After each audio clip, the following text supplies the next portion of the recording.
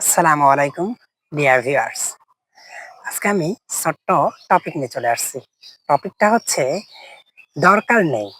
এই শব্দটাকে ইংরেজিতে সাধারণত কি বলতে পারি? No need. সামহাউ আমরা অনেক কিছু শব্দ এটা দিয়ে বলতে পারি। যেমন আমি বলতে পারি লেখার দরকার নেই, নো নিড টু রাইট। আরো কিছু বলতে পারি দাঁড়ানোর দরকার নেই, নো নিড টু স্ট্যান্ড। বসার দরকার নেই, নো নিড টু সিট। যাওয়ার দরকার নেই, নো নিড টু গো। খাওয়ার দরকার নেই, নো নিড টু ইট। লেখার দরকার নেই, নো নিড টু রাইট। পড়ার দরকার নেই, নো নিড টু রিড। শেখার দরকার নেই, নো নিড টু লার্ন। রান্না করার দরকার নেই, নো নিড টু কুক। আচ্ছা, আমরা এর সঙ্গে আরো কিছু শব্দ করতে পারি।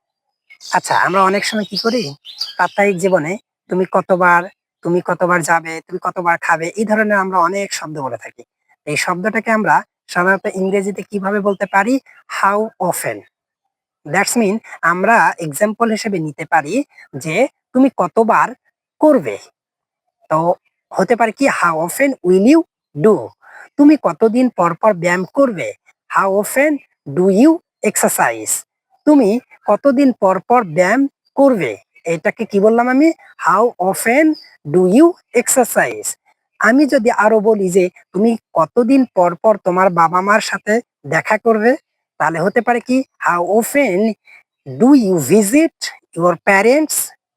এরপরে আরো যদি আমি বলতে চাই যে তুমি কতদিন পর পর তোমার পাসওয়ার্ড পরিবর্তন করতে চাবে, দ্যাটস মিন এটা হবে কি how often do you change password. এইরকম করে আমরা প্রাত্যহিক জীবনে অনেক চেঞ্জ নিয়ে আসতে পারি, অনেক কথা বলতে পারি। তা আমরা সাধারণত এভাবে অনেক এক্সাম্পল দিব। ধন্যবাদ, আজকে এইটুকুই।